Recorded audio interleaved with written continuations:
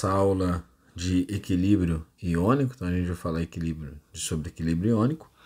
E equilíbrio iônico é um caso bem particular que ocorre na presença de íons.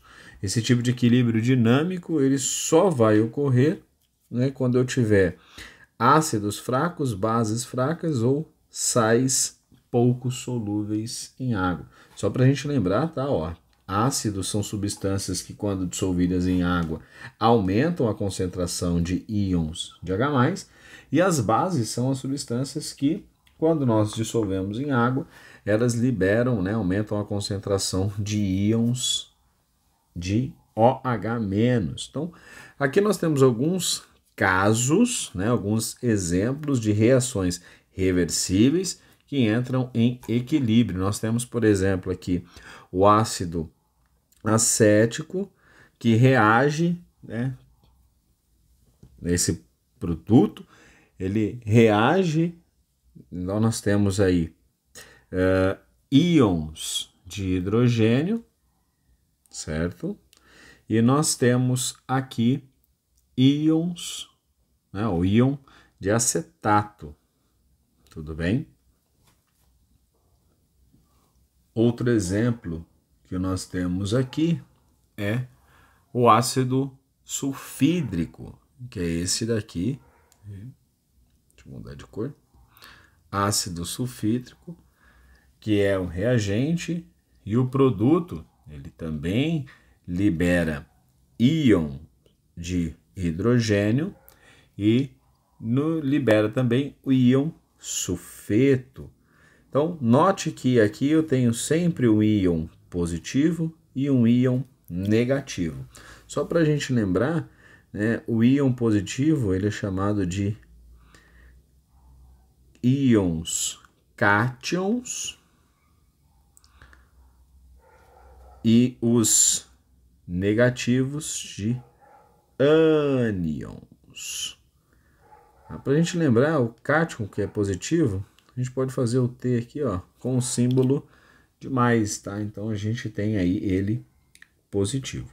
Quando a gente vai falar de equilíbrio iônico, nós precisamos automaticamente, né, relacionar esse equilíbrio iônico com o caráter ácido e base, tá? Então, o equilíbrio ácido e base, a gente vai ver aí essa escala de pH, ela tem 14 divisões, desde esse valor A0 ácido e o valor 14 base. Então a gente vai ter uma escala de pH. Quanto menor for o pH, mais ácido é o caráter dessa substância, e quanto maior for o pH, mais básico é o caráter dessa minha substância. E o ponto central, que é o pH 7, ele é um pH neutro. O pH da água, por exemplo, é neutro. Um pH ácido igual a 0, por exemplo, bateria. Outro pH ácido é o ácido estomacal. E quando a gente vai lá para o caráter básico ou alcalínico, nós temos, por exemplo, o sabão, desentupidor, o antiácido, tá? E aqui em caráter neutro nós vamos ter a água. Então a água é de caráter neutro. Então quando nós estudamos, a gente, né, sempre precisa lembrar do que vem a ser um ácido, do que vem a ser uma base. Mas para que nós possamos calcular qual é o pH, e pH ele é o potencial hidrogeniônico, tá? Para a gente não ficar falando potencial hidrogeniônico, nós vamos utilizar pH. O pH é calculado como menos o logaritmo da concentração dos íons de H+. Nós também temos o potencial hidroxiliônico, que é o POH, então a gente vai calcular o potencial desses íons de hidroxila, que é menos o logaritmo da concentração de íons de OH-. Porém, o que se popularizou e é o mais usual é calcular o potencial hidrogênio iônico, que é o potencial dos íons de hidrogênio, íons de H+. Quando nós temos esses dois, a somatória do potencial de pH, que é o hidrogênio iônico, somado com o potencial de hidroxílio iônico, que é o POH, isso tem que resultar em 14. Então, isso daí facilita bastante os nossos cálculos. A concentração de H+, multiplicado com a concentração de OH-, isso daqui tem que dar 10 elevado a menos 14. Essas informações aqui, elas vão ser fundamentais para nós. No entanto, nós precisamos relembrar alguns conceitos de logaritmo. Então aqui eu vou deixar relembrar alguns conceitos de logaritmo. Primeiro é a teoria fundamental do logaritmo, né? O elementar. Log de A na base B igual a C. Isso é verdade, C e somente C. Eu tenho B elevado a C, resultando em A. Olha só que legal. A base no meu logaritmo é B. Então, B elevado a C resulta em A. A gente tem aí quase que um sentido anti-horário. Base B elevado ao logaritmo igual a o logaritmando A. Aqui nós temos a base B elevado ao meu expoente resulta na minha potência A. Essa relação fundamental é o que vai nortear os nossos cálculos futuros. E aí eu tenho algumas propriedades. Primeira propriedade é que o log de A na base 10, ele vai ser expresso como sendo o log de A. Então, quando a base do meu logaritmo for 10, eu não preciso representar essa base, tá? Tanto é que aqui, nesse exemplo, nós não temos a base representada. Então, a base é base 10. Outra questão, quando eu tenho o log de A na base A, isso daqui resulta em 1.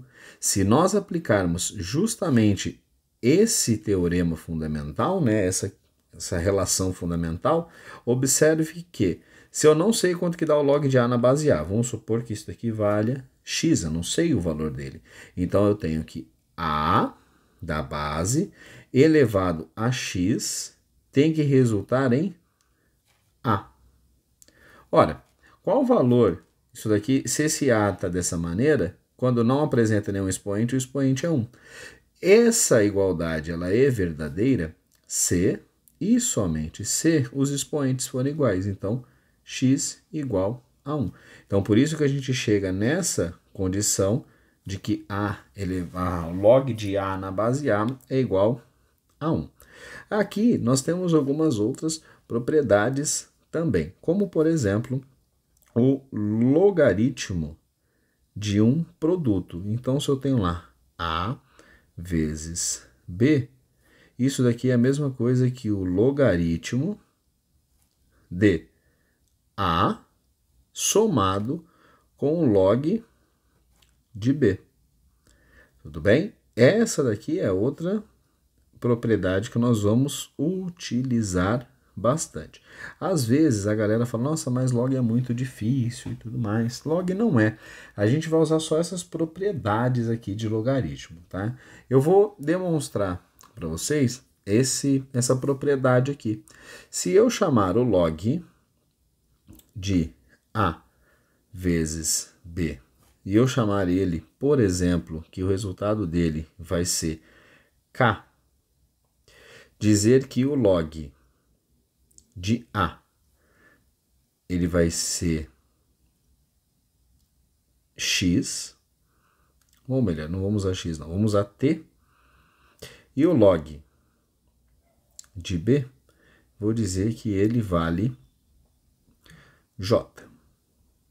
Aí você fala, mas por que você usa letra, não usa número? Porque quando a gente usa letra, nós estamos demonstrando a universalidade, ou seja, eu não estou colocando em uma situação específica. Depois eu vou colocar números para exemplificar para vocês, mas olha só essa propriedade. Se eu estou dizendo que o log de A vezes B é igual ao log de A mais B, por consequência, se o log de A vezes B vale K, então essa igualdade tem que também valer. K, ele tem que ser igual a T mais J. Isso tem que ser válido. Eu não posso não considerar, porque isso vale K, isto vale T e isto vale J. Só que aplica a propriedade fundamental nesse primeiro logaritmo. A base dele, lembre, é 10, eu só não estou mostrando. Então, base 10 elevado ao resultado dele, que é K, isso daqui tem que ser igual a A vezes B. Então, tem que ser igual a vezes B. Muito bem. Agora, olha esse daqui. Aplica a propriedade fundamental nele também. Nós temos que a base 10, então 10 elevado a T, ele tem que resultar em o quê? Em A. Então, igual a A.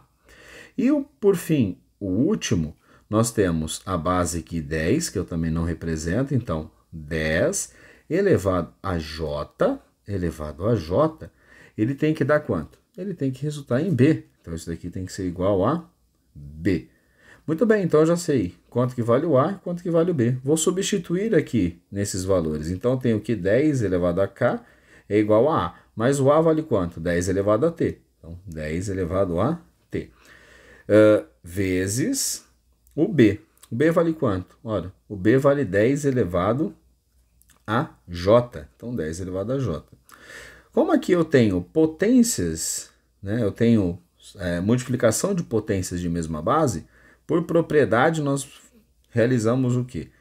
Mantemos a base e somamos os expoentes. Então, eu tenho 10 elevado a K de um lado da igualdade igual a 10 elevado a T mais J do outro lado da igualdade. Ora, isso é verdade, já que as bases são iguais, se somente seus expoentes também forem iguais. Logo, nós temos que K tem que ser igual a T mais J. Tudo bem? Eu só abri essa propriedade porque enquanto eu estava dando aula, um dos alunos surgiu essa dúvida do porquê da propriedade, pediu para que eu abrisse a propriedade do logaritmo. Então aqui eu estou só destrinchando essa propriedade. Como eu havia prometido, vou colocar exemplo dela com números, para que vocês visualizem com mais facilidade. Então, por exemplo, o logaritmo na base 2 de 2 vezes 2. Ou, melhor, 2 vezes 4, que a gente já vai ter uma outra propriedade aqui. Isso tem que ser igual ao log na base 2 de 2 somados com log na base 2 de 4. Aí você fala, nossa, mas aqui eu até sei, né? Porque a base e o logaritmando são iguais, então isso daqui o resultado vai dar 1. Mas e esse? Esse eu não sei. O 4, nós podemos escrever o 4 como sendo 2 ao quadrado. E aí tem uma regra que a gente chama de regra do tombo. O expoente desse meu logaritmando, ele vem multiplicando aqui para trás. Então, isso daqui vai ficar o 1, né, que esse resultado deu 1, somado com 2 vezes o log de 2 na base 2. Ora, log de 2 na base 2 eu sei que dá 1. Então, 2 vezes 1 resulta em 2. Então, o log na base 2 de 2 vezes 4 tem que resultar em 1, mais 2 tem que resultar em 3. Muito bem. Só que olha que interessante, 2 vezes 4 não é 8? Sim, então eu posso reescrever isso aqui como sendo log na base 2 de 8, igual a 3. Vamos ver se isso é verdade? Ora, 8 não pode ser expresso como 2 ao cubo? Pode. Então, eu tenho o log na base 2 de 2 ao cubo. Ora, desta maneira, se nós aplicarmos aquela regrinha do tombo, esse 3 ele vai tombar e vai vir multiplicando o logaritmo. Então, isso daqui vai ficar 3 vezes o log na base 2 de 2. Ora, log de 2 na base 2 é aquela propriedade que nós já havíamos visto, né? O log de A na base A igual a 1. Por isso que a gente usa números, letras, para facilitar quando a gente aplica um número. Então, isso daqui a gente já sabe que dá 1. 3 vezes 1 resulta em 3. Portanto, acabamos de observar que o log de 8 na base 2 é igual a 3. Então, essas são as propriedades que nós vamos utilizar. A propriedade em que eu disse que log de A vezes B é igual ao log de A mais o log de B, e o log de A elevado a N é igual a N vezes o log de A, que é a propriedade que eu chamei de tombo, né? Esse expoente tomba multiplicando, tudo bem? E até falaram na sala de aula, né? E o destombo é verdadeiro? E sim, o destombo ele é verdadeiro, tá? Então eu consigo fazer esse N voltar para cá. Então a volta é verdadeira. Então se ele está nesse N aí, eu posso elevar ele de volta. Então tem lá log de A elevado a N. Tudo bem? Espero que tenha ficado claro. Agora eu vou gravar o vídeo com a resolução de alguns exercícios.